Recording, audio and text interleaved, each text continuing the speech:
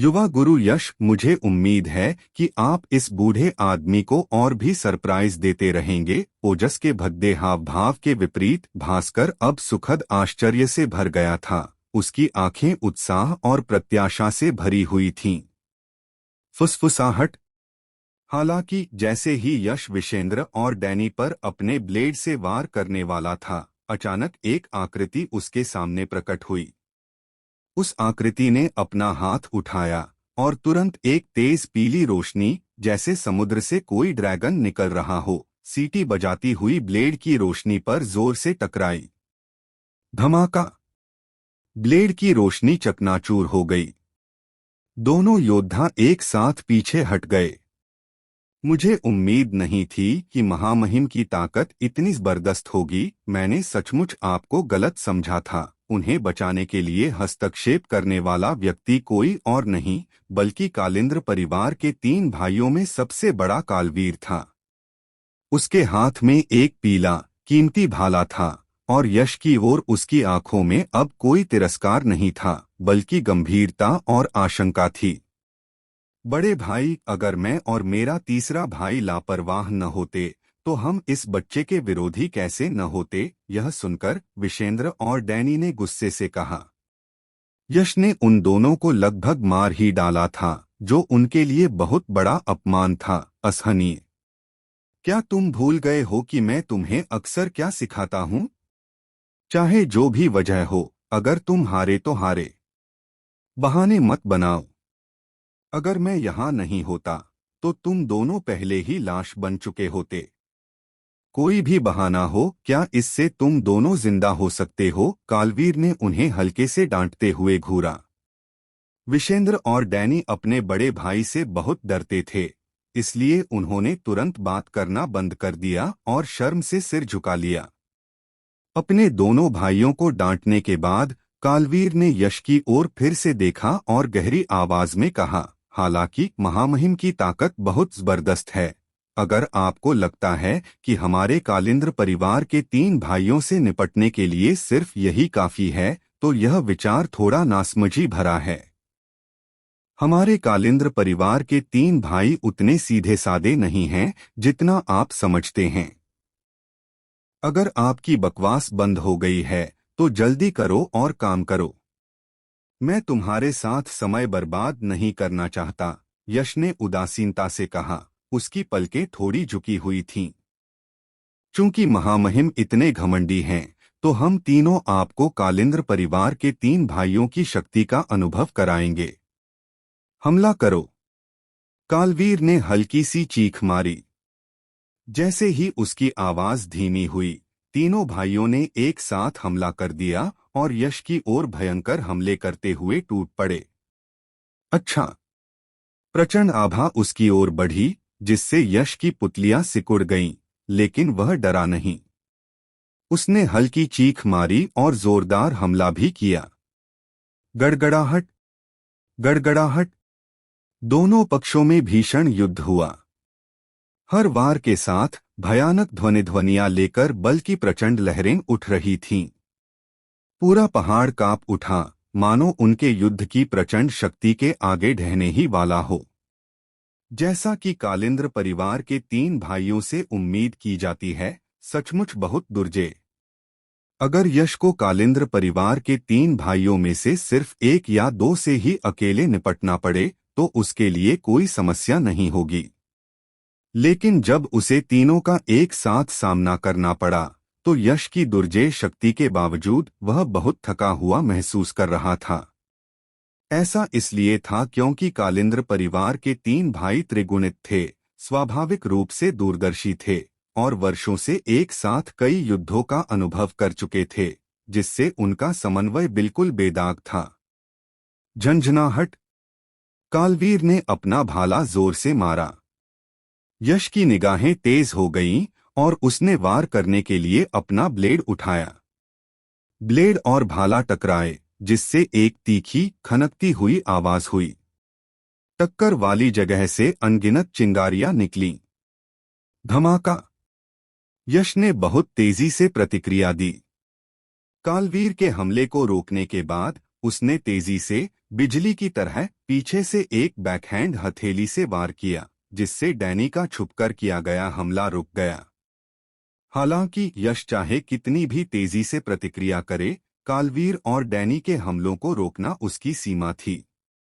इसी समय विशेंद्र एक भयावह मुस्कान के साथ यश के पीछे पहुंचा और एक भयावह मुस्कान के साथ हरे रंग का कीमती डंडा घुमाया, शून्य क्षेत्र से सीटी बजाते हुए, और यश की पीठ पर जोर से वार किया। दरार। छी। विशेंद्र का वार शक्तिशाली, भारी और अविश्वसनीय रूप से भयंकर था, जिसका स्पष्ट उद्देश्य यश की जान लेना था। सौभाग्य से यश का भौतिक शरीर विशेंद्र की कल्पना से कहीं अधिक शक्तिशाली था। हालांकि वार शक्तिशाली था, लेकिन यह उसकी जान लेने के लिए पर्याप्त नहीं था। हालांकि वार के लगने पर यश अभी भी अस्वस्थ महसूस कर रहा था। उसके शरीर पर सुनहरी रोशनी फूट पड़ी और फिर मुंह में लाल रंग का खून बह निकला। उसका शरीर अस्तव्यस्त होकर पीछे की ओर उड़ गया, दर्जनों मीटर पीछे हटने से पहले हवा में उछला और धड़ाम से जमीन पर गिर पड़ा। यश। युवा गुरु यश को घायल होते देख भास्कर और सौम्या बहनों दोनों के हाव भाव थोड़े बदल गए और वे चिंतित होकर चिल्लाने लगीं। चक्कर, मुझे लगा था कि तुम बहुत घमंडी हो और सचमुच तुम्हारे पास कुछ अद्भुत क्षमताएं हैं, लेकिन अब पता चला कि तुम कुछ खास नहीं हो। हमारे सामने, कालिंद्र परिवार के 3 भाइयों के सामने तुम बिल्कुल कमजोर हो। विशेंद्र और डैनी ने घायल यश को देखकर उपहास किया और उसका मजाक उड़ाया। हालांकि कालवीर भी एक निर्दयी व्यक्ति था, फिर भी वह अपने व्यवहार में ज्यादा संयमित था और यश का मजाक नहीं उड़ाया।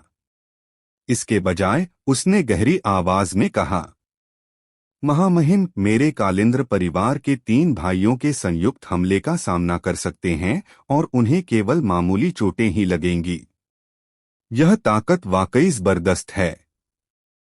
अगर आमने सामने की लड़ाई होती तो आपकी जीत पक्की नहीं होती, लेकिन दुर्भाग्य से आज आमने सामने की लड़ाई नहीं है, इसलिए तुम मेरे कालिंद्र परिवार के 3 भाइयों के सामने टिक नहीं पाओगे। बेहतर है कि तुम आत्मसमर्पण कर दो, वरना तुम मर जाओगे। हाँ हाँ।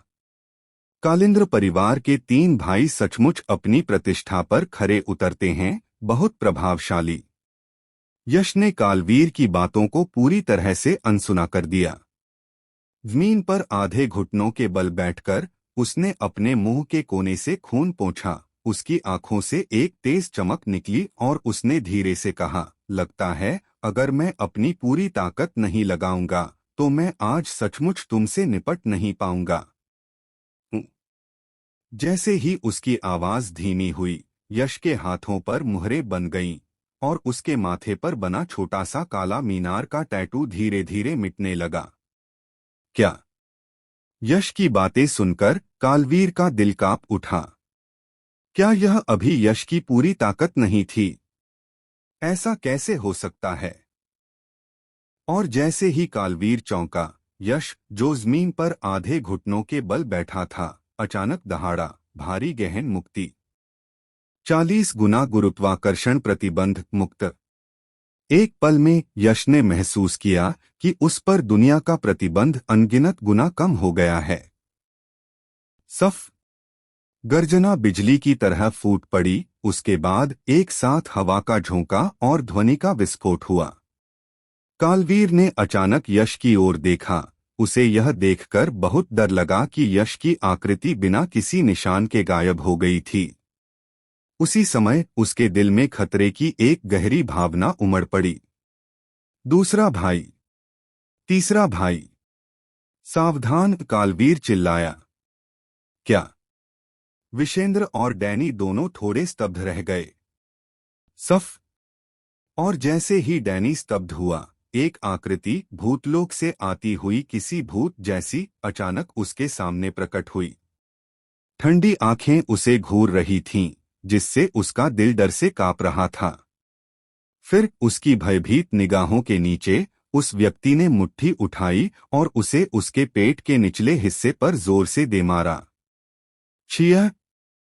डैनी के चेहरे पर दर्द का भाव दिखाई दिया। उसके बाद उसने मुंह में खून भरकर खांस लिया और उसकी आकृति उड़ गई। फुसफुसाहट।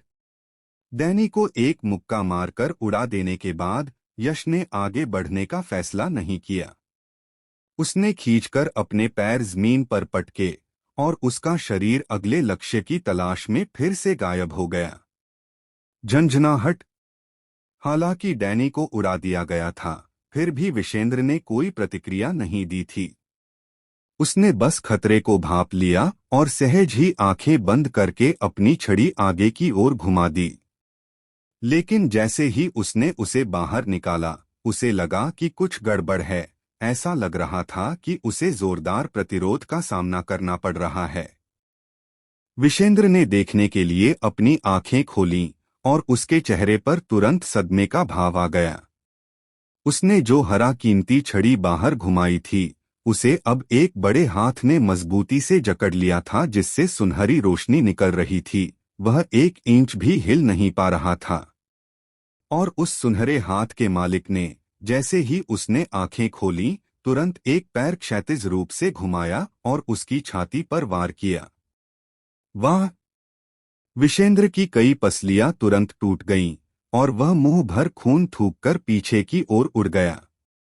बस एक और बचा है। विशेंद्र को उड़ाने के बाद यश ने फिर से वार करने की जल्दी नहीं की।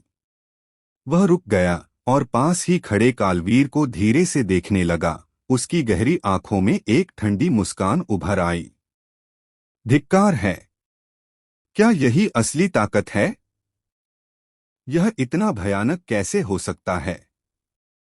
कालवीर के स्थिर हृदय स्वभाव के बावजूद उस नजर से देखने पर उसके सिर में झुनझुनी हुई और वह सदमे से मन ही मन कोसने लगा। कालवीर बहुत घमंडी था। वह हमेशा मानता था कि उसके कालिंद्र परिवार के 3 भाइयों के साथ मिलकर काम करने से कोई भी युवा प्रतिभाशाली उनका मुकाबला नहीं कर पाएगा। लेकिन आज उसे एहसास हुआ कि उसका विचार वास्तव में कितना हास्यास्पद और अज्ञानी था। महान वज्रध्वनि हथेली। यश के पास कालवीर के सदमे की परवाह करने का समय नहीं था। उसकी आकृति टिमटिमाती हुई तुरंत उसके सामने प्रकट हो गई और उसने एक बड़ा हाथ मुहर बनाते हुए आगे बढ़ाया। पल भर में गरज उठी और बिजली चमक उठी। हजारों वज्रचापों और कानफोड़ू गड़गड़ाहटों से भरी एक विशाल हथेली शून्य लोक को चीरती हुई कालवीर की ओर गिरी। 20% वज्र आशय के प्रभाव में यह हथेली किसी प्राचीन वज्र देवता द्वारा मारे गए हाथ जैसी थी, भयंकर और भयानक। दहाड़! कालवीर अपने दोनों भाइयों से कहीं ज्यादा शक्तिशाली था। यश के भयानक वेग वाले हमले का सामना करते हुए वह अभी भी मुश्किल से प्रतिक्रिया कर पा रहा था। वह दहाड़ा और एक भाला पहाड़ से उतरते हुए एक भयंकर बाघ की तरह निकला। जैसे ही लंबा भाला जोर से बाहर निकला, बाघ की एक सच्ची दहाड़ भी सुनाई दी। धमाका! छी! हालांकि अगर कालवीर प्रतिक्रिया भी करता तो वह केवल एक जल्दबाजी वाला कदम ही उठा सकता था। यश के सुनियोजित प्रहार की शक्ति की तुलना उसकी क्या तुलना हो सकती है? उसके भाले की शक्ति सीधे गरजते हाथ से चकनाचूर हो गई और फिर वह खुद खून की धार उगलते हुए उड़ गया। हिस! कालिंद्र परिवार के 3 भाइयों द्वारा यश के घायल होने से लेकर उसकी शक्ति के विस्फोट तक, जिससे कालिंद्र परिवार के 3 भाई एक एक करके खून उगलने लगे और पीछे हट गए, यह सब, हालांकि वर्णन में लंबा है, वास्तव में एक बिजली की तरह एक क्षणभंगुर क्षण में हुआ। किसी ने कोई प्रतिक्रिया भी नहीं दी थी और युद्ध पहले ही पलट चुका था। जब सभी ने प्रतिक्रिया व्यक्त की और यह दृश्य देखा तो वे सभी भयभीत, कुछ हद तक स्तब्ध थे। उनके दिलों में जो सदमा था वह अवर्णनीय था। वे केवल एक साथ हाँफ सकते थे। इस युवा मास्टर यश ने, जैसी कि उम्मीद थी, इस बूढ़े को निराश नहीं किया। भास्कर ने सुखद आश्चर्य से अपना चेहरा संभाला। लगता है हमारे दिव्य औषधि भवन के पास इस साल की अमर पूल प्रतियोगिता में बाजी पलटने का मौका है। सौम्या और अक्षरा दोनों बहुत खुश थे। खासकर अक्षरा, यश की ओर उसकी नजर अब घृणा से नहीं बल्कि प्रशंसा से भरी थी। उसने मन ही मन सोचा, जिस तरह से इस लड़के ने अभी अभी कालिंद्र परिवार के 3 भाइयों को पीट पीट कर मार डाला, वह वाकई बहुत खूबसूरत था। लगता है यह लड़का उतना घिनौना नहीं है जितना उसने सोचा था। हालांकि कुछ लोग खुश थे जबकि कुछ परेशान थे। भास्कर और बाकी लोग खुश थे, वहीं ओजस का चेहरा बेहद उदास था। उसने ठंडे स्वर में कहा, इतनी है। बूढ़े ओजस, हालात पहले से ही ऐसे हैं, इसलिए जिद्दी मत बनो। मौजूदा हालात को देखते हुए अगर कालिंद्र परिवार के 3 भाई मिल भी जाएं, तो भी वे यंग मास्टर यश के मुकाबले के नहीं लगते। क्या तुम अब भी उम्मीद कर रहे हो कि वे पासा पलट देंगे? भास्कर ने व्यंग्य किया।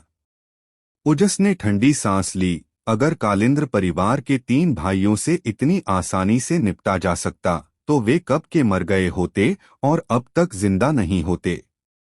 सच में, अगर हम कालिंद्र परिवार के 3 भाई इतने ही काबिल होते, तो कब के मर गए होते और अब तक जिंदा नहीं रह पाते।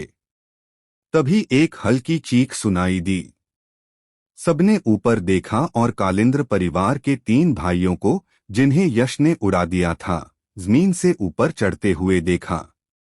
उन्होंने एक साथ अपने मुंह के कोनों से खून पोंछा। उनकी आंखें क्रोधित क्रूर जानवरों की तरह भयंकर थीं। यश को ठंडी निगाहों से घूर रही थीं और गहरी आवाज में बोले, महामहिम, आपकी शक्ति सचमुच बहुत प्रबल है, लेकिन हम कालिंद्र परिवार के 3 भाइयों को सिर्फ इसी से हराना अभी भी असंभव है।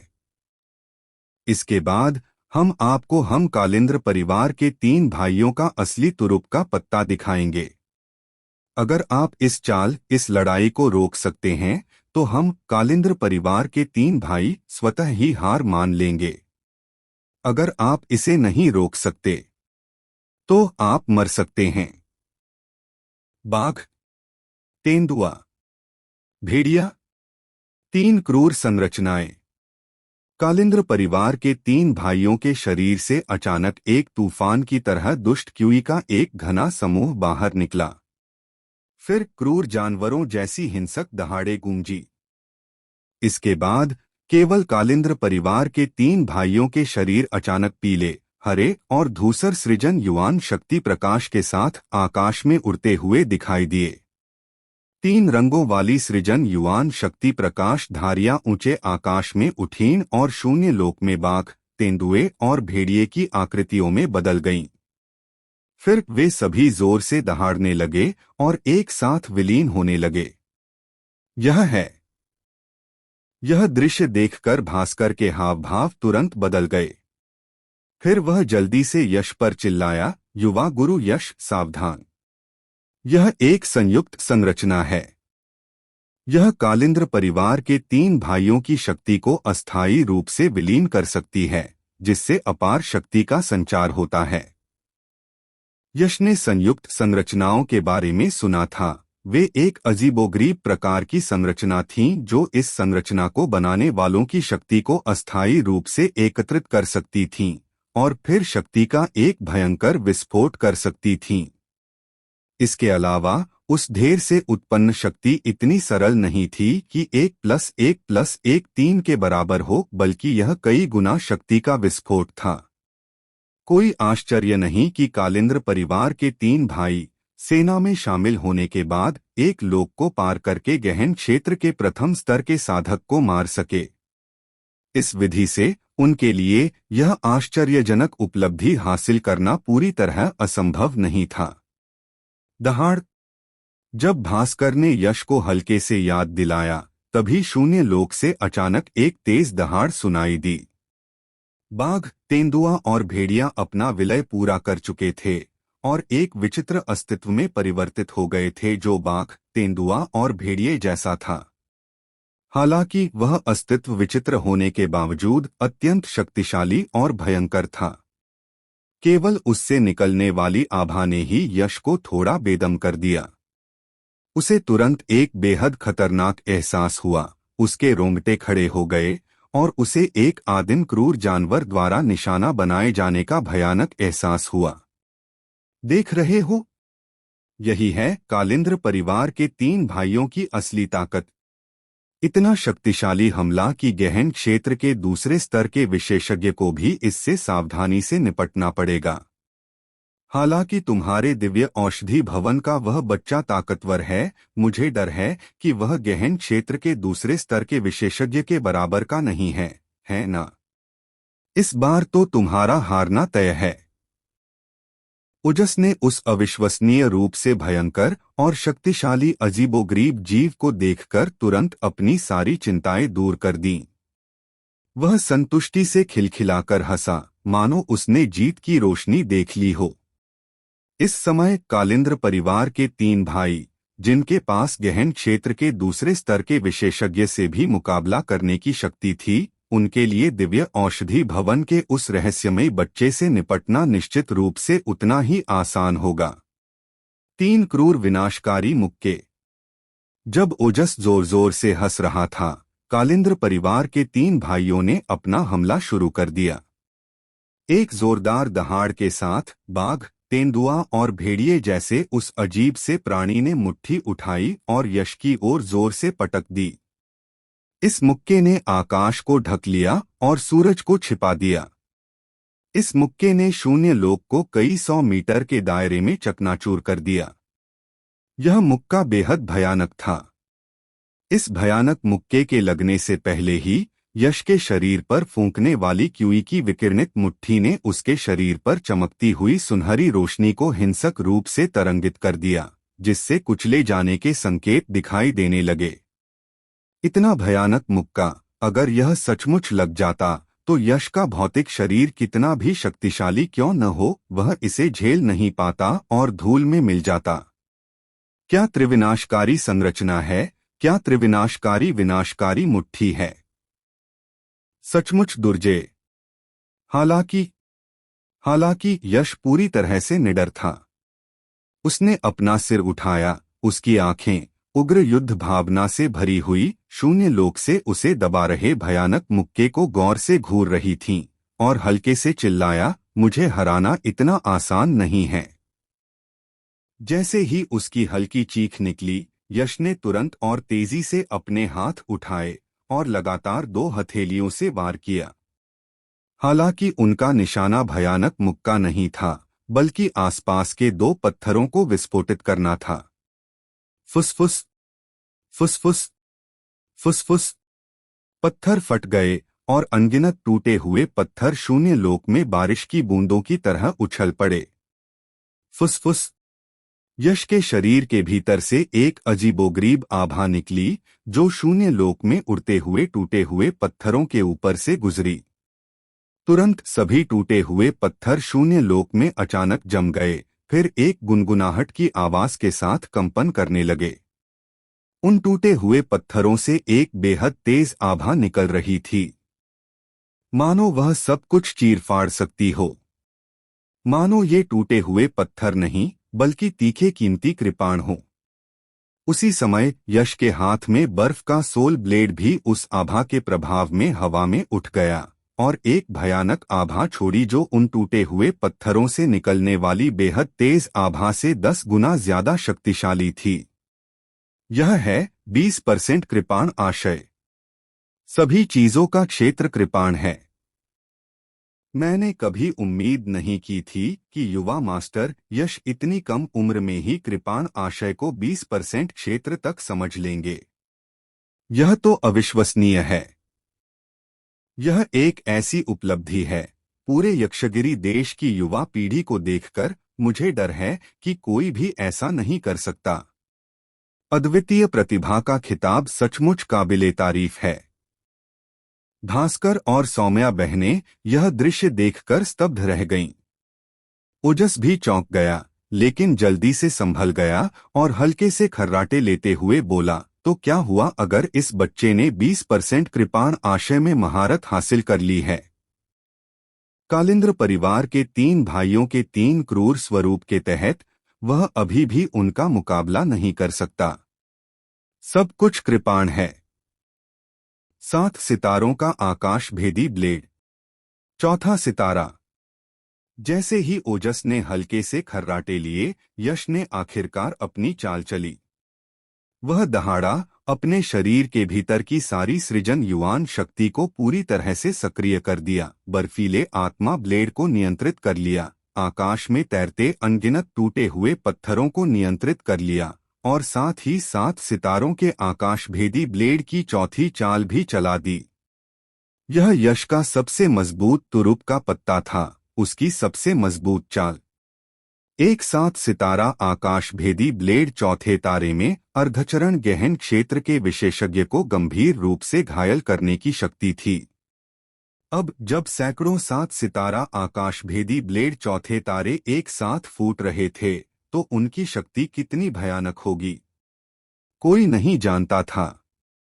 सभी को बस इतना पता था कि इस समय यश द्वारा प्रकट की गई आक्रामक शक्ति कालिंद्र परिवार के 3 भाइयों द्वारा प्रकट की गई शक्ति से कमजोर नहीं थी। जब उन्होंने 3 क्रूर संरचना का प्रदर्शन किया था। मार डालो! यश दहाड़ा और अपना बड़ा हाथ लहराया। एक पल में शून्य क्षेत्र में सैकड़ों तीक्ष्ण कृपाण चमक एक साथ खिल उठी। वह दृश्य टूटते तारों की बौछार जैसा था। सभी बिना पलक झपकाए शून्य क्षेत्र को देख रहे थे। सभी एकाग्र थे, सांस लेने की हिम्मत नहीं कर रहे थे, क्योंकि वे सभी स्पष्ट रूप से जानते थे कि इस संघर्ष का परिणाम इस अमर पूल प्रतियोगिता के अंतिम विजेता का निर्धारण करेगा। धमाका!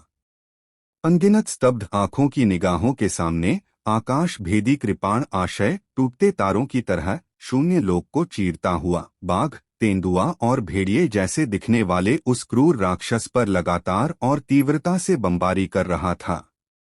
अंततः दोनों ओर से हमले एक चौंकाने वाले अंदाज में टकराए और उसी क्षण एक बहरा कर देने वाली गर्जना गूंजी। उसी समय ऐसा लगा जैसे दुनिया में एक विशाल आतिशबाजी फूट पड़ी हो और सृजन युवान शक्ति का चमकदार प्रकाश बिखर गया हो, जिससे शून्य लोक कई 100 मीटर के दायरे में भर गया हो। धमाका धमाका धमाका! कृपाण आशय के 2/10वें हिस्से की वृद्धि के तहत सभी चीजें कृपाण हैं के लोक ने उन टूटे हुए पत्थरों को पीले ग्रेड खजाने की कलाकृति से कम तीखेपन में बदल दिया। लेकिन पत्थर तो बस पत्थर हैं, स्वाभाविक रूप से नाजुक। राक्षस के अविश्वसनीय रूप से भयंकर प्रहार के कारण वे बिना किसी प्रतिरोध के फट गए और बिखर गए, मानो शून्य लोक में पटाखों की एक लड़ी लगातार विस्फोटों के साथ प्रज्वलित हो रही हो। और राक्षस की मुट्ठी बिल्कुल भी क्षतिग्रस्त नहीं हुई। धमाके! यश अविचलित रहा, एक ठंडी धीमी चीख निकाली। फुफकार! तुरंत पूरी दुनिया धुंधली हो गई, मानो रात हो गई हो। फिर एक चमकदार रोशनी ऊपर उठी, जो चमकती हुई पूरे विश्व को ऐसे रोशन कर रही थी मानो दिन का समय हो। उस रोशनी ने सबका ध्यान अपनी ओर खींचा, मानो दुनिया में बस यही एक चीज मौजूद हो। वह चमकदार रोशनी उत्सर्जित करने वाली वस्तु कोई और नहीं बल्कि एक विशाल कृपाण आशय थी। अगर कोई गौर से देखे तो विशाल कृपाण आशय के अंदर एक दिव्य कृपाण भी था जो एक ठंडी ठंडी आभा उत्सर्जित कर रहा था। यह वास्तव में आइस सोल ब्लेड था। वे टूटे हुए पत्थर पहले तो केवल भूख बढ़ाने वाले थे, यही यश का असली मारक प्रहार था। बर्फीली आत्मा ब्लेड अपने आप में एक गहन श्रेणी का खजाना कलाकृति थी, जिसमें बेजोड़ तीक्ष्णता थी।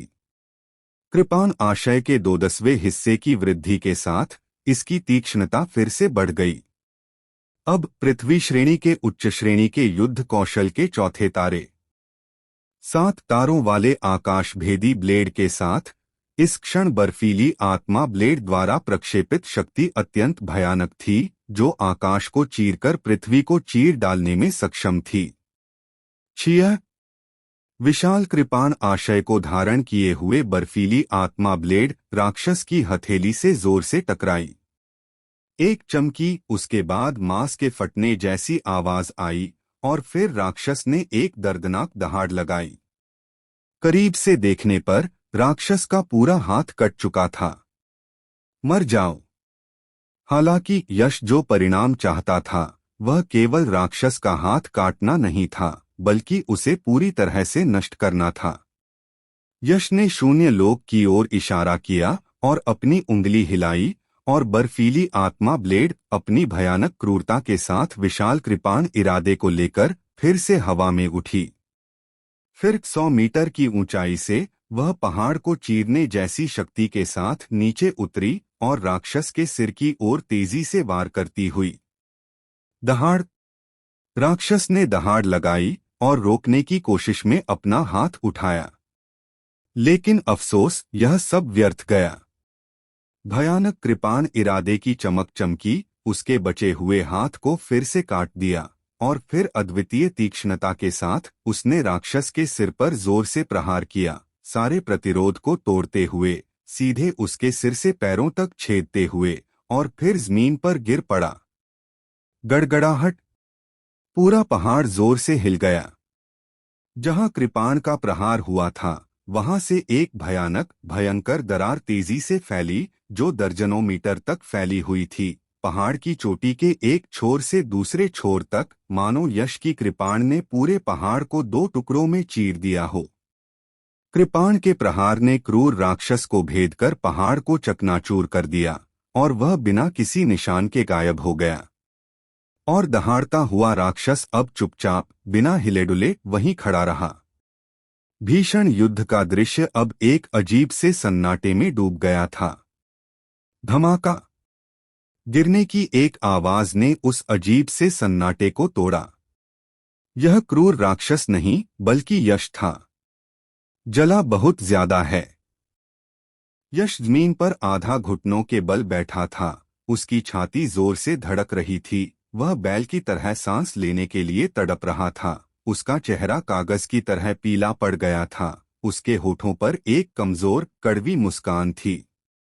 अभी अभी उसने जो चाल चली वह उसकी सबसे मजबूत थी, लेकिन सबसे ज्यादा कष्टदायक भी। इस समय उसके शरीर में सृजन युवान शक्ति 10% से भी कम थी। साथ ही उसका भौतिक शरीर पर्याप्त रूप से शक्तिशाली नहीं था। ऐसा विस्फोट उसके भौतिक शरीर पर अनिवार्य रूप से भारी बोझ डालेगा। उस चाल को अंजाम देने के बाद यश को ऐसा लगा जैसे उसकी सभी मेरिडियन फट गई हों और उसके पूरे शरीर में असहनीय दर्द फैल गया, जिससे उसे भयंकर पीड़ा हो रही थी। मेरे भौतिक शरीर को अभी भी मजबूत करने की जरूरत है, यश ने मन ही मन कहा। क्रैक। तभी एक तीखी क्रैकिंग ध्वनि सुनाई दी। सभी ने तुरंत ऊपर देखा और देखा कि उस क्रूर राक्षस के शरीर पर दरारों की परतें दिखाई देने लगी थीं, जिसे भयानक कृपाण इरादे ने छेद दिया था। दरारें तेजी से राक्षस के पूरे शरीर में फैल गईं। एक सांस के समय में दरारों ने राक्षस के पूरे शरीर को ढक लिया। पहली नजर में ऐसा लग रहा था जैसे वह मकड़ी के जाले से ढका हो। धमाका। जब आखिरी दरार दिखाई दी तो ऐसा लगा जैसे ऊंट की पीठ पर आखिरी तिनका टूट गया हो। उस क्रूर राक्षस का शरीर फटकर चूर्ण चूर्ण हो गया, मानो कोई दर्पण जमीन पर गिर गया हो और अनगिनत छोटे छोटे प्रकाश के कणों में बदल गया, जो धीरे धीरे शून्य में विलीन हो गए। जब क्रूर राक्षस बना था तब कालिंद्र परिवार के 3 भाई उसके शरीर में प्रवेश कर चुके थे। अब जब क्रूर राक्षस फटा तो कालिंद्र परिवार के 3 भाई भी उसमें से निकलकर जमीन पर गिर पड़े। इस समय कालिंद्र परिवार के 3 भाइयों की हालत पहले जैसी ही थी। ऐसा लग रहा था मानो राक्षस के विस्फोट का उन पर जरा भी असर नहीं हुआ हो, उन्हें एक भी चोट नहीं आई हो, वे बिल्कुल सुरक्षित हैं। युवा मास्टर यश इस समय स्पष्ट रूप से थके हुए हैं, फिर भी कालिंद्र परिवार के 3 भाई पूरी तरह से सुरक्षित हैं। क्या ऐसा हो सकता है कि इस अमर पूल प्रतियोगिता में हमारे दिव्य औषधि भवन की हार निश्चित है। यह दृश्य देखकर भास्कर, सौम्या और अक्षरा, जुड़वा बहनें, अपने हाव भाव में थोड़ा बदलाव लाए बिना नहीं रह सकीं। साथ ही उनके हाव भाव कुछ फीके भी थे। युवा मास्टर यश अपनी विस्फोटक और बेजोड़ प्रचंड शक्ति के बावजूद कालिंद्र परिवार के 3 भाइयों को हरा नहीं सका। लगता है इस बार दिव्य औषधि भवन की हार तय थी। कोई भी बता सकता था कि उस भयानक मारक चाल के बाद युवा मास्टर यश पहले ही थक चुके थे और आगे लड़ने में असमर्थ थे। इसके विपरीत कालिंद्र परिवार के 3 भाई बिल्कुल सुरक्षित थे। अगर वे इस समय फिर से लड़ते तो कोई सस्पेंस नहीं होता कि कौन जीतेगा या कौन हारेगा। हाँ, जैसा कि कालिंद्र परिवार के 3 भाइयों से उम्मीद थी, उन्होंने सचमुच इस बूढ़े को निराश नहीं किया। ओजस ने युवा मास्टर यश का भयानक प्रकोप देखा, जिसने उस क्रूर राक्षस को भी भेद दिया था, और सोचा कि कालिंद्र परिवार के 3 भाई जरूर हार जाएंगे। लेकिन किसने सोचा था कि नतीजा ऐसा होगा। वह तुरंत अपने उत्साह को रोक नहीं पाया और जोर से हंस पड़ा। हालांकि ओजस की आवाज पूरी तरह से सुनाई भी नहीं दी थी कि कालवीर ने उसे बीच में ही टोक दिया। उसने शांति से युवा मास्टर यश को देखा और एक एक शब्द कहा, महामहिम सचमुच बहुत शक्तिशाली हैं। कालिंद्र परिवार के 3 भाइयों को आपका नाम जानने का सम्मान मिले। मेरा नाम है यश। युवा मास्टर यश ने अपने शरीर को सहारा देने के लिए अपने आइस सोल ब्लेड का इस्तेमाल किया, धीरे से खड़े हुए और उदासीनता से कहा, यश, शाबाश। हम कालिंद्र परिवार के 3 भाई इस नाम को हमेशा याद रखेंगे। कालिंद्र परिवार के 3 भाई चुपचाप नाम याद कर रहे थे। तुरंत ही उनके शांत चेहरों पर एक साथ लालिमा की एक असामान्य सी लालिमा उभर आई। वह की आवाज के साथ उन्होंने खून की एक बड़ी धार थूकी, जिसमें आंतरिक अंगों के टुकड़े मिले थे, जिससे उनके कपड़े और जमीन पर दाग लग गए। धमाका धमाका धमाका। फिर उनके शरीर एक के बाद एक जमीन पर गिर पड़े, मानो पहाड़ टूट रहे हों, और वे सीधे कोमा में चले गए। जीत गए, जीत गए। हाँ। भास्कर और सौम्या बहनें यह अचानक दृश्य देखकर इसे समझ नहीं पाईं। काफी देर तक स्तब्ध रहने के बाद आखिरकार उन्हें होश आया और वे हंसी से लोटपोट हुए बिना नहीं रह सकीं। उनके चेहरे अपार खुशी से भर गए। हाँ, हमारा दिव्य औषधि भवन सचमुच जीत गया। हालांकि हमें आपका शुक्रिया अदा करना होगा, बूढ़े ओजस। अगर रक्त युद्ध मोड़ को सक्रिय करने की आपकी उदारता न होती तो हमारा दिव्य औषधि भवन इस साल की अमर पूल प्रतियोगिता पहले ही हार चुका होता। शुक्रिया, सचमुच शुक्रिया। चिंता मत करो, हमारा दिव्य औषधि भवन अमर मूल प्राचीन पूल का जरूर अच्छा इस्तेमाल करेगा। अपार खुशी के प्रभाव में भास्कर, जो किसी आदरणीय दिव्य औषधि भवन गुरु की तरह बिल्कुल नहीं था, ओजस पर विजयी भाव से हंसा। ओजस की मुस्कान गायब हो गई और उसका चेहरा अचानक बेहद बदसूरत हो गया। रक्त युद्ध मोड़ को सक्रिय करने के अपने पहले के समझौते को याद करते हुए उसने खुद को 2 थप्पड़ मारने की इच्छा जताई। उसकी आंतें पछतावे से लगभग हरी हो गईं। दुर्भाग्य से इस समय पछतावे का कोई मतलब नहीं था। ओजस ने उदास चेहरे के साथ गुस्से से कहा, बूढ़े भास्कर, ज्यादा आत्मसंतुष्ट मत होइए। यह बस एक अस्थायी लाभ है। अगली अमर पूल प्रतियोगिता तक यह बूढ़ा जरूर इस अपमान को मिटा देगा। वह अब यहाँ और नहीं रुक सकता था। गुस्से से भरी खर्राटों के बाद ओजस ने अपनी आस्तीन ऊपर उठाई, बेहोश कालिंद्र परिवार के 3 भाइयों को उठाया और आकाश में उड़ते हुए तेजी से चला गया। हालांकि ओजस का चरित्र अभी भी सभ्य था, उसने अपनी शर्त पूरी की।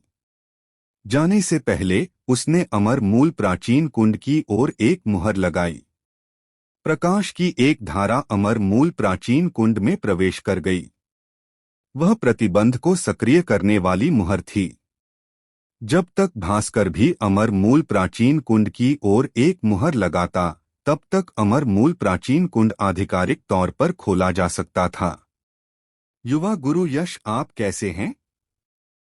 सौम्या जल्दी से यंग मास्टर यश के पास दौड़ी, उन्हें उठाने में मदद की और चिंता से पूछा। अक्षरा भी अपनी बहन के पीछे पीछे आ गई। हालांकि उसने कुछ नहीं कहा, लेकिन युवा मास्टर यश की ओर उसकी नजर भी चिंता से भरी थी। मैं ठीक हूं, बस युवान ऊर्जा की खपत ज्यादा हो गई है। यश ने हल्के से मुस्कुराया। तो कोई बात नहीं। यह सुनकर सौम्या और अक्षरा, इन बहनों की चिंताएं तुरंत काफी कम हो गईं और उन्होंने राहत की सांस ली। युवक यश, तुम थोड़ी देर आराम करो। एक बार जब तुम अच्छी तरह आराम कर लोगे, तो यह बूढ़ा आदमी अमर मूल प्राचीन कुंड खोल देगा। भास्कर उसके पास आया और बोला। ठीक है। यश ने सिर हिलाया, फिर जमीन पर पालथी मारकर बैठ गए। मध्यम श्रेणी के आत्मा पत्थरों का एक ढेर निकाला और फिर स्वर्ग और पृथ्वी आध्यात्मिक क्यूई को अवशोषित करने और अपने नुकसान की भरपाई करने के लिए अपनी साधना तकनीक का प्रसार किया। एक अगरबत्ती के समय के बाद यश ने अपनी आंखें खोलीं। उनमें से एक तेज चमक निकल रही थी। वह मुस्कुराते हुए खड़े हुए और बोले, बूढ़े भास्कर, मैं अच्छी तरह आराम कर रहा हूं। अच्छा, तो अब यह बूढ़ा आदमी अमर मूल प्राचीन कुंड खोलेगा। फुफकार। जैसे ही उसकी आवाज धीमी हुई, भास्कर ने एक हाथ की मुहर बनाई और उसकी हथेली से प्रकाश की एक धारा निकली, हवा को चीरती हुई शांत साफ कुंड में जा गिरी। छपा छपा। तुरंत कुंड शांत नहीं रहा, वह उबलते पानी की तरह उबलने लगा। कुंड के केंद्र से शुद्ध श्वेत प्रकाश का एक बिंदु निकला और यह शुद्ध श्वेत प्रकाश लगातार बाहर की ओर फैलने लगा। एक क्षण बाद मूल रूप से साफ कुंड पूरी तरह से शुद्ध श्वेत हो गया। मानो दूध से भरा हो। तीव्र सुगंध की लहरें, साथ ही अजीब ऊर्जा उतार चढ़ाव के निशान कुंड से लगातार निकलने लगे, इस स्वर्ग और पृथ्वी में फैल गए। इस समय यह कोई साधारण कुंड नहीं था, बल्कि अमर मूल प्राचीन कुंड था, जिसका प्रभाव अर्धचरण गहन क्षेत्र के मार्शल कलाकारों को उनके युवान शक्ति रूपांतरण की गति को तेज करने में मदद करने का था। क्या अमर मूल प्राचीन कुंड है सचमुच चमत्कारी? यश ने हल्की सी सुगंध सूंघी और तुरंत महसूस किया कि उनके शरीर के भीतर सृजन युवान शक्ति इस क्षण सक्रिय होने लगी है। वे जन्मजात क्यूई जो अभी तक सृजन युवान शक्ति में रूपांतरित नहीं हुई थीं, कुंड से निकलने वाले अजीब ऊर्जा उतार चढ़ाव को महसूस करके सृजन युवान शक्ति में अपने रूपांतरण को भी नाटकीय रूप से तेज कर दिया। कुंड के पास खड़े होने मात्र से ही ऐसा प्रभाव पड़ता था। अगर कोई उसमें प्रवेश करके उसमें डूब जाए, तो प्रभाव निश्चित रूप से आश्चर्यजनक होगा। यश की आंखों में उत्साह की एक प्रबल झलक उभर आई। यह अमर मूल प्राचीन कुंड है। इसके भीतर घूमती हुई अजीब ऊर्जा को हम अमर मूल शक्ति कहते हैं।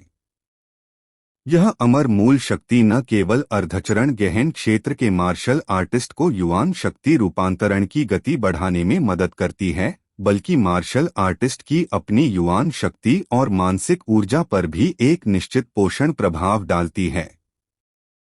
संक्षेप में, अमर मूल शक्ति के प्रभाव बहुत रहस्यमय हैं, जिनमें कई अद्भुत पहलू हैं जिनका वर्णन केवल शब्दों से करना कठिन है। आपको उन्हें स्वयं अनुभव और समझना होगा।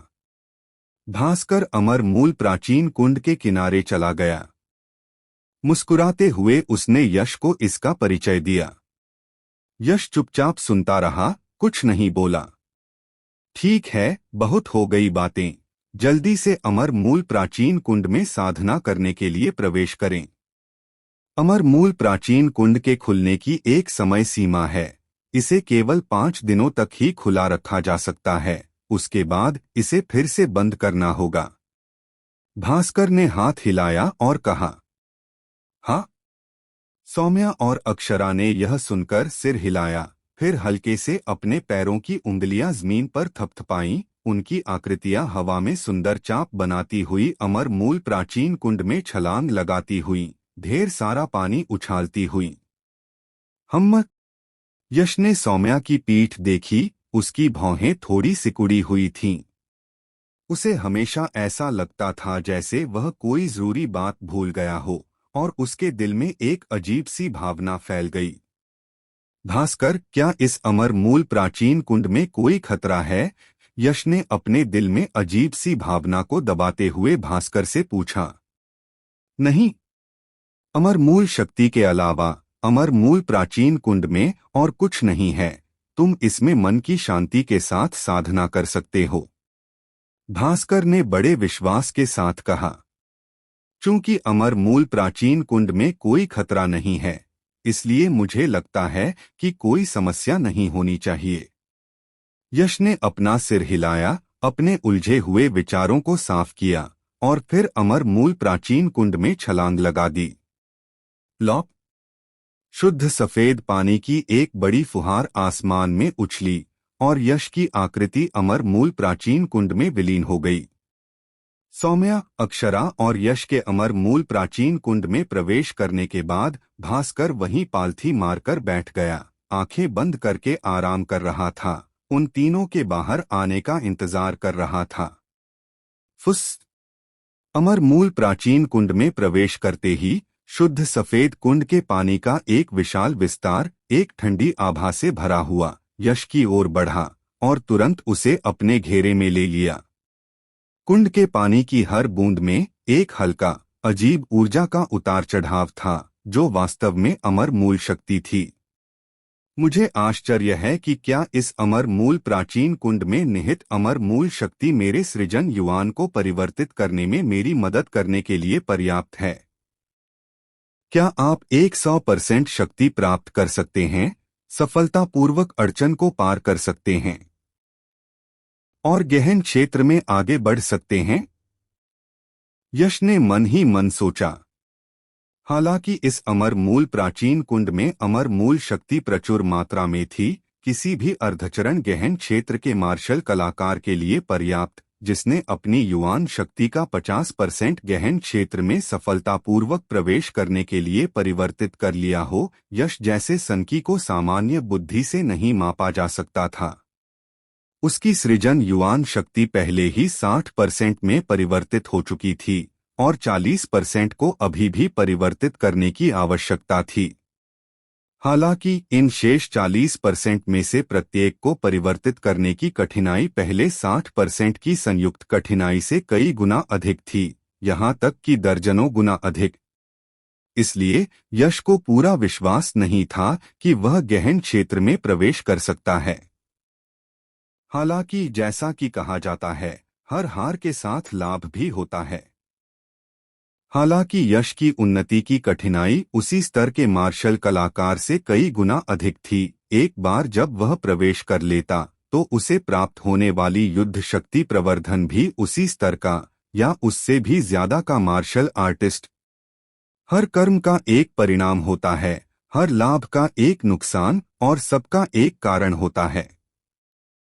छोड़ो, मैं इन बातों के बारे में नहीं सोचूंगा। मैं एक एक कदम उठाऊंगा। यश ने एक गहरी सांस ली और अपने मन से सारे विचलित करने वाले विचार मिटा दिए।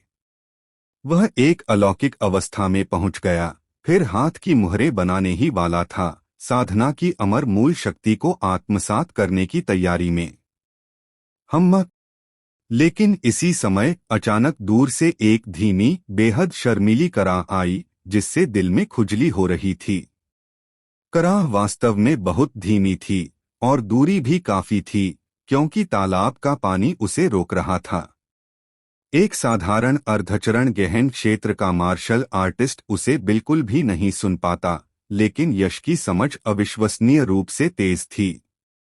हालांकि कराह बेहद धीमी थी, यश ने उसे तुरंत पहचान लिया और पहचान लिया कि यह किसकी आवाज थी। मिस सौम्या। आवाज सुनकर यश के हाव भाव थोड़े बदल गए। अभी अभी जब उसने सौम्या को अमर मूल प्राचीन कुंड में प्रवेश करते देखा तो उसे लगा कि कुछ गड़बड़ है, मानो कोई महत्वपूर्ण मामला अभी तक सुलझा नहीं है। अब सौम्या की ओर से असामान्य हलचल सुनकर वह तुरंत चिंतित हो गया।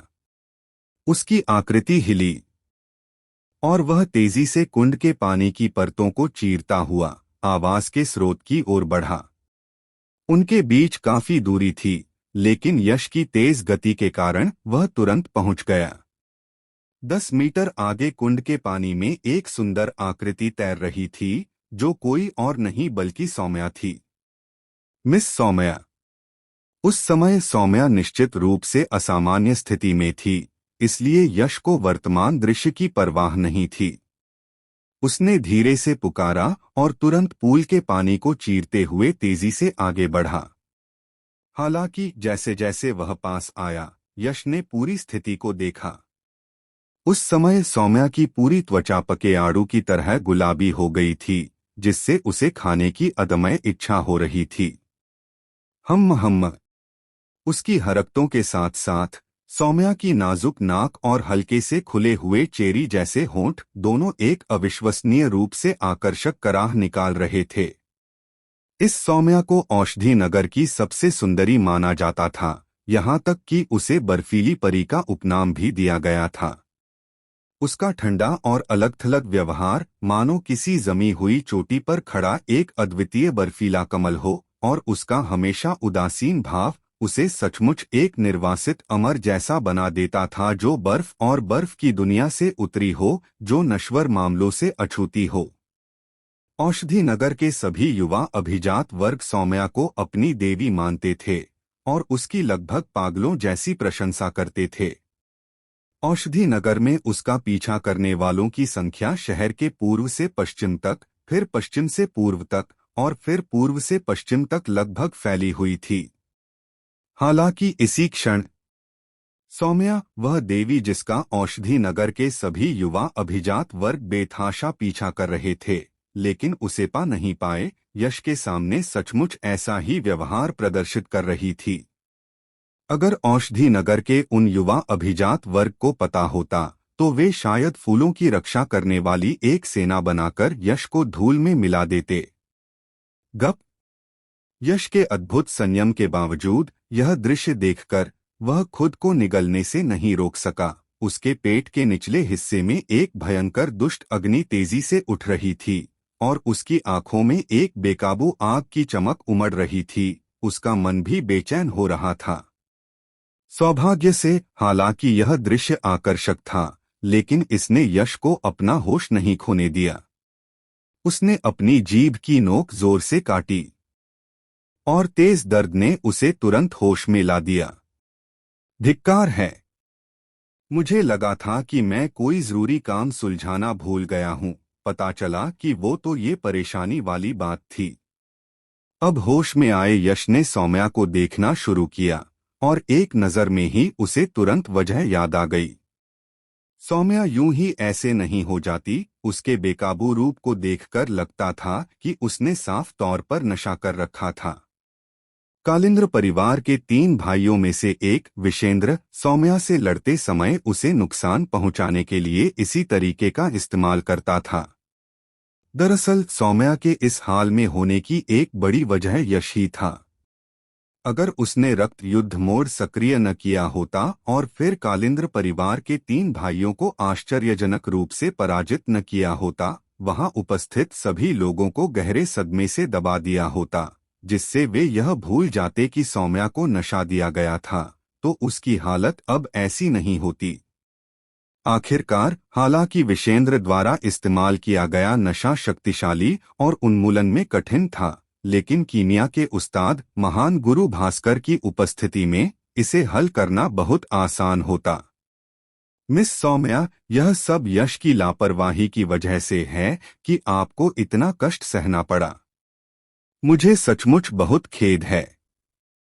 यश अब इस समस्या को सुलझाने में आपकी मदद करेगा।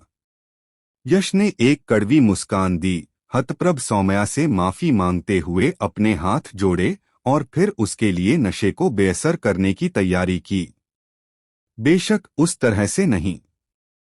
हालांकि यश ने स्वीकार किया कि वह एक अच्छा इंसान नहीं था, लेकिन वह कोई बदमाश भी नहीं था। वह किसी की कमजोर हालत का फायदा उठाने जैसा बेशर्मी का काम नहीं कर सकता था। इसके अलावा सौम्या उसके जीवन रक्षक एल्डर भास्कर का शिष्य भी था। इस संबंध के कारण यश के मन में बुरे विचार आना और भी कम हो जाते, वरना वह इस दुनिया में जीने का साहस नहीं जुटा पाता। यश ने जिस विधि का इस्तेमाल किया वह स्वाभाविक रूप से दिव्य गढ़ाई शास्त्र था। दिव्य गढ़ाई शास्त्र में सब कुछ परिष्कृत और भस्म करने की शक्तिशाली क्षमता है। एकमात्र कामोद्दीपक के प्रभावों को दूर करना अविश्वसनीय रूप से आसान होगा। उसने अपनी साधना तकनीक का प्रसार किया और दिव्य गढ़ाई शास्त्र प्रकट हुआ। यश ने पहले हाथ हिलाकर कुंड का पानी अलग किया, फिर सौम्या का हाथ पकड़ने के लिए हाथ बढ़ाया ताकि उसके जेड हाथ के जरिए दिव्य गढ़ने वाले शास्त्र की भक्षण शक्ति उसके शरीर में डाल सके, ताकि कामोद्दीपक के असर को बेअसर किया जा सके। हालांकि जैसे ही यश ने अपना हाथ बढ़ाया, एक अप्रत्याशित बदलाव हुआ। नशे के जबरदस्त असर से त्रस्त सौम्या पूरी तरह से अपना होश खो बैठी थी। उसका मन इस सोच में डूबा हुआ था कि अपने नाजुक शरीर की असहज गर्मी को कैसे कम किया जाए। इसी पल उसने एक मजबूत पुरुष आभा का अनुभव किया और उसके शरीर में नशीली दवाओं का तीव्र असर तुरंत जलते हुए बारूद के ढेर की तरह फट पड़ा। सौम्या एक क्रोधित छोटी मादा तेंदुए की तरह सीधे यश पर झपटी। यश ने ऐसी स्थिति की बिल्कुल भी उम्मीद नहीं की थी और सौम्या के उस पर झपटने और उस पर बैठ जाने से पहले ही उसके पास प्रतिक्रिया करने का समय नहीं था। क्या बकवास है! क्या इस युवा मालिक का उल्टा बलात्कार होने वाला है? जब सौम्या उस पर झपटी और उसे नीचे गिरा दिया तो यश पूरी तरह से स्तब्ध रह गया। उसका चेहरा सदमे से भर गया। उसने सचमुच कभी नहीं सोचा था कि चीजें इस तरह बदल जाएंगी, जिससे वह थोड़ा असमंजस में पड़ गया। हालांकि अपनी उलझन और सदमे के बीच यश को थोड़ी आशंका भी हुई। एक पुरुष होने के नाते और इतनी उम्र में सौम्या जैसी महान सुंदरी द्वारा झपटी और जकड़ी हुई होने के नाते वह इसका अनुमान कैसे नहीं लगा सकता था। हालांकि फिर उसने सोचा, हालांकि मिस सौम्या मेरे सामने मिलनसार लगती हैं, लेकिन अंदर ही अंदर वह अभी भी अलग थलग हैं। ऐसे व्यक्तित्व वाली लड़की के लिए अगर वह अपनी इच्छा के विरुद्ध अपनी मासूमियत खो दे तो वह शायद मौत की कामना करेगी। धिक्कार है! मैं बस एक बार सज्जन बनूंगा। यश अपने दिल में गहरे दुहक और गुस्से से चीखा। उसका बड़ा हाथ सौम्या की बर्फ जैसी सफेद कलाई को जोर से पकड़े हुए था। उसने अपनी भक्षण शक्ति को सक्रिय किया और उसे उसकी मेरिडियंस में प्रवाहित कर दिया। 2-3 सांसों में ही दवा का सारा असर पूरी तरह से खत्म हो गया। जैसे ही दवा का असर गायब हुआ, सौम्या धीरे धीरे होश में आई और होश में आई। अचानक उसे अपने शरीर में कुछ गड़बड़ महसूस हुई। उसने सहज ही अपना सिर नीचे कर लिया। तुरंत सब कुछ नजर आने लगा। आह! एक पल में सौम्या का नाजुक शरीर अकड़ गया। उसके चेहरे का रंग उड़ गया। फिर एक तीखी चीख निकली जिसने यश के कान के पर्दे लगभग चकनाचूर कर दिए। तुरंत उसका नाजुक शरीर मानो स्प्रिंगों से लैस हो गया और वह दूर छलांग लगाकर उनके बीच दूरी बना गई। आखिरकार ठीक हो गई। यश ने अपने दर्द करते कानों को रगड़ा और बेबसी से और कड़वाहट से मुस्कुराया। अगर ऐसा ही चलता रहा तो वह सचमुच खुद पर काबू नहीं रख पाएगा और एक दरिंदा बन जाएगा। युवा गुरु यश, आप। सौम्या ने यश के फटे कपड़े और अपने आधे खुले हुए लबादे देखे। जो कुछ हुआ था उसकी कुछ धुंधली यादों के साथ उसे तुरंत लगा जैसे उसे कुछ समझ आ गया हो। उसका नाजुक शरीर कांप उठा और उसके लाल चेहरे पर शर्म और गुस्से का मिश्रण दिखाई दिया। यश को एक नजर में ही पता चल गया कि सौम्या ने गलतफहमी जताई है और उसने जल्दी से समझाया, मिस सौम्या, आप जैसा सोच रही हैं वैसा नहीं है। हालांकि मैंने आपके द्वारा ली गई दवा के असर को ठीक कर दिया है, लेकिन मैंने आपके साथ ऐसा कुछ बिल्कुल नहीं किया। कृपया गलतफहमी न पालें। यह सुनकर सौम्या का तनावपूर्ण मन तुरंत थोड़ा शांत हो गया। लेकिन न जाने क्यों यश का जल्दबाजी में दिया गया स्पष्टीकरण देखकर मानो वह सचमुच उसके साथ ऐसा कुछ नहीं करना चाहता था, वह मन ही मन बहुत दुखी हो गई। उसका सुंदर चेहरा तुरंत ठंडा पड़ गया और उसने अपने चांदी के दांत भींचते हुए कहा, यश, क्या क्या तुम्हें लगता है कि मेरे साथ ऐसा करने से तुम्हें कोई नुकसान होगा? आह! यश स्तब्ध रह गया, समझ नहीं आ रहा था कि क्या जवाब दे। यश, तुम तो बिल्कुल भी मर्द नहीं हो। यश को चुप देखकर सौम्या के दिल में गुस्से की एक अवर्णनीय लहर दौड़ गई। उसने यश को नाराजगी से घूरा, फिर मुड़कर उस प्रकाश अवरोध को चीर दिया जिसका इस्तेमाल यश ने पूल के पानी को अलग करने के लिए किया था। वह तेजी से बाहर निकली, उसकी आकृति एक मत्स्यांगना जैसी थी, पानी में एक सुंदर वक्र बनाती हुई, और तेजी से गायब हो गई। ये क्या बकवास है? यश हक्का बक्का रह गया, सौम्या की आकृति को घूरता रहा, जैसे वह अमर मूल प्राचीन कुंड में एक जलपरी की तरह गायब हो गई हो। उसे समझ ही नहीं आ रहा था कि क्या हुआ था। उसने न सिर्फ सौम्या को बचाया था, बल्कि उसकी मासूमियत को भी बचाए रखा था। तार्किक रूप से जब वह जागती तो क्या उसे उसकी ओर प्रशंसा से नहीं देखना चाहिए था और श्रद्धा से नहीं कहना चाहिए था, युवा गुरु यश, आप सचमुच एक महान सज्जन हैं। आखिरकार उसने यह कैसे कहा, आप पुरुष नहीं हैं? क्या बकवास है? आखिर क्या हो रहा है? स्क्रिप्ट गलत है। यश को पूरी तरह से निराशा का एहसास हुआ। बेहद निराश मन से यश ने अमर मूल प्राचीन कुंड में एक शांत जगह ढूंढी और एकांत में अमर मूल शक्ति और साधना को आत्मसात करने की तैयारी करने लगा। एक गुफा के अंदर यश पालथी मारकर बैठा था, मानो एक हाथ की मुहर बना रहा हो। एक अराजकता उसके सिर के ऊपर से एक चमक निकली जो शून्य लोक में तैरते हुए दिव्य गढ़ने वाले शास्त्र में परिवर्तित हो गई। प्राचीन रून टिमटिमा रहे थे और रहस्यमय दाव जैसी लयबद्ध और गहन आभा की लहरें धीरे धीरे हवा में व्याप्त हो गईं।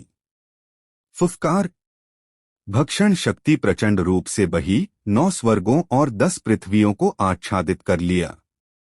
तुरंत शुद्ध श्वेत अमर मूल शक्ति की धाराएं चारों दिशाओं से उमड़ पड़ी, शून्य लोक में सूक्ष्म प्रकाश के निशान बनाते हुए उसके शरीर में ऐसे प्रवाहित हुई जैसे सैकड़ों नदियां समुद्र में लौट रही हों। एक पल में यश ने अपने अंगों और हड्डियों में तेजी से फैलती एक ताज़ा ठंडक महसूस की, जिससे उसे एक अवर्णनीय सुखद अनुभूति हुई। उस शीतल अनुभूति से आच्छादित यश स्पष्ट रूप से महसूस कर सकता था कि उसके शरीर के भीतर शेष सहज सुरक्षात्मक आभा दृश्यमान गति से सृजन युवान शक्ति में तेजी से परिवर्तित हो रही है। उसी समय यश ने यह भी महसूस किया कि उसकी सृजन युवान शक्ति और मानसिक ऊर्जा अमर मूल द्वारा उत्सर्जित शीतल अनुभूति से आच्छादित है। शक्तियां भी पोषित हुई, धीरे धीरे सघन होती गईं, उनकी शक्ति धीरे धीरे बढ़ती गई। बस इसी तरह यश ने खुद को साधना में डुबो दिया और अनजाने में 3 दिन बीत गए। यश जो गुफा में पालथी मारकर बैठा था, उसके मुंह और नाक से मैली सफेद क्यूई की एक धारा निकली जो तीर की तरह शून्य लोक में दूर तक गई और फिर विलीन हो गई। फिर उसने धीरे से अपनी थोड़ी बंद पलकें खोलीं और उसकी गहरी आंखों में एक चमकदार तेज रोशनी चमक उठी। यह साधना में एक सफलता का स्पष्ट संकेत था। हालांकि साधना में सफलता ने यश के चेहरे पर ज्यादा खुशी नहीं दिखाई, बल्कि निराशा की एक झलक दिखाई दी।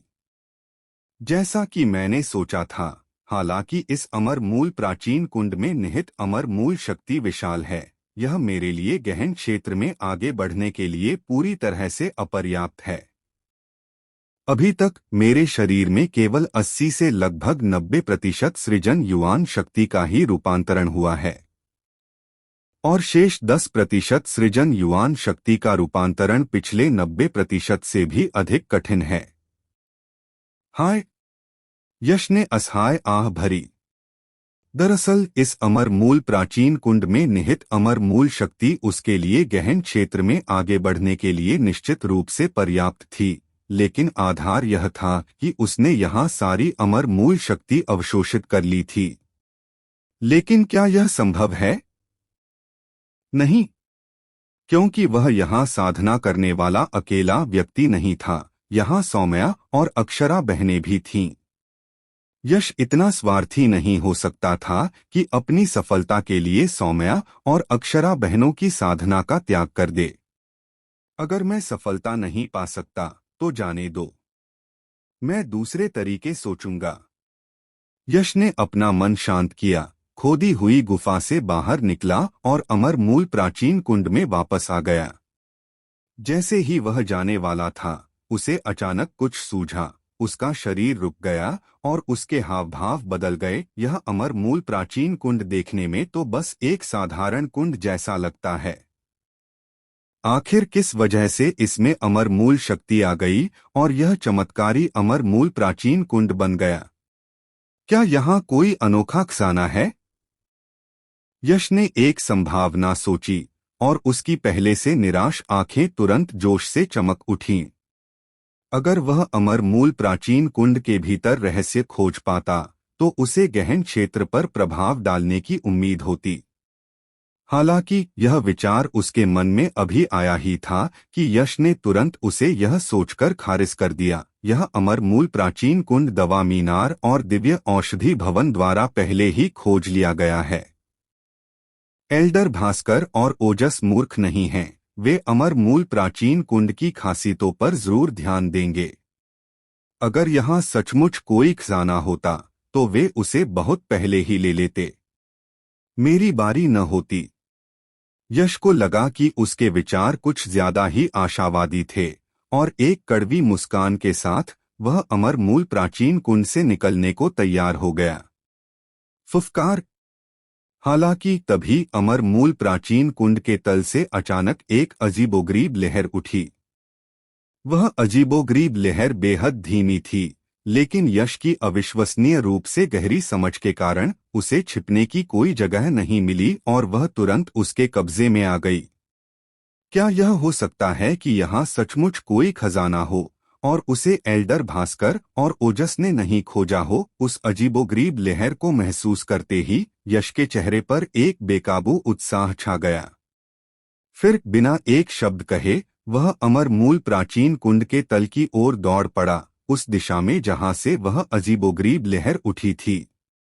जल्द ही वह अपने गंतव्य पर पहुंच गया।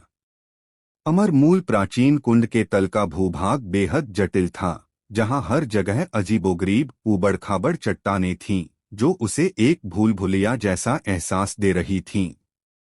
यश की निगाहें बिजली की तरह तेज थीं।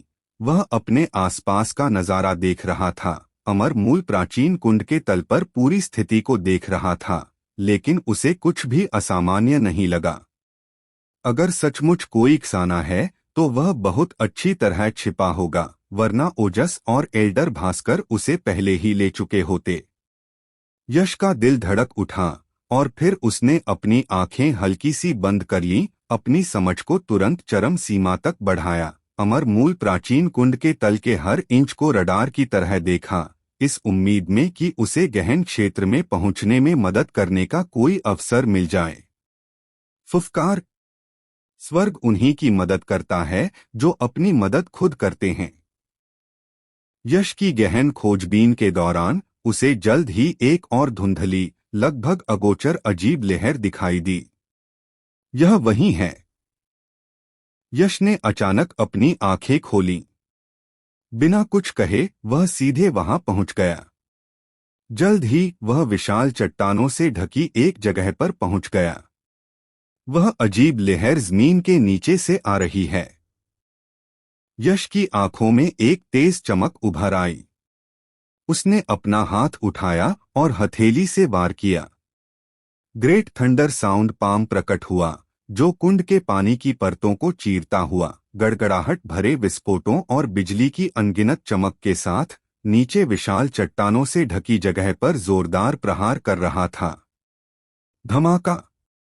सारी विशाल चट्टानें तुरंत धूल के ढेर में बदल गईं और जमीन की मिट्टी कई फीट तक उखड़ गई, जिससे एक बड़ा गड्ढा बन गया। उस बड़े गड्ढे में प्रकाश का एक बिंदु टिमटिमाया। यश ने गौर से देखा और जिस जगह वह गिरा था वहां वास्तव में प्रकाश की एक परत दिखाई दी। हाँ हाँ, जैसी कि उम्मीद थी, वहां एक छिपी हुई दुनिया है। यश बिना किसी हिचकिचाहट के दिल खोलकर हंसा। उसकी आकृति धनुष से निकले तीर की तरह निकली, सीधे प्रकाश की परत को चीरती हुई उसमें से गुजर गई। प्रकाश की उस परत में एक अजीबोगरीब ऊर्जा थी। यश द्वारा उसमें छेद करने के बाद वह जल्दी से अपने आप ठीक हो गई। प्रकाश के पर्दे के पार एक अंधेरी घुमावदार गुफा थी। प्रकाश के पर्दे की वजह से गुफा के अंदर कुंड का पानी नहीं था, जिससे वह बहुत सूखी थी। इसके अलावा हवा में एक ठंडी गंध फैल रही थी। सावधान ठंडी आभा महसूस करते ही यश तुरंत सतर्क हो गया। कई परीक्षाओं से गुजरने के बाद वह अब पहले जैसा नौसिखिया नहीं रहा था। वह अच्छी तरह समझ गया था कि अवसर अक्सर खतरे के साथ आता है। अगर वह लापरवाह रहा तो उसे अवसर नहीं मिल सकता था और उसकी जान जा सकती थी। वह धीरे धीरे गुफा में और अंदर चला गया और लगभग 20 मीटर चलने के बाद आगे टिमटिमाती हुई रोशनी दिखाई दी। यश ने तुरंत अपने कदम तेज किए और आगे बढ़ा और जल्द ही प्रकाश के स्रोत पर पहुंच गया।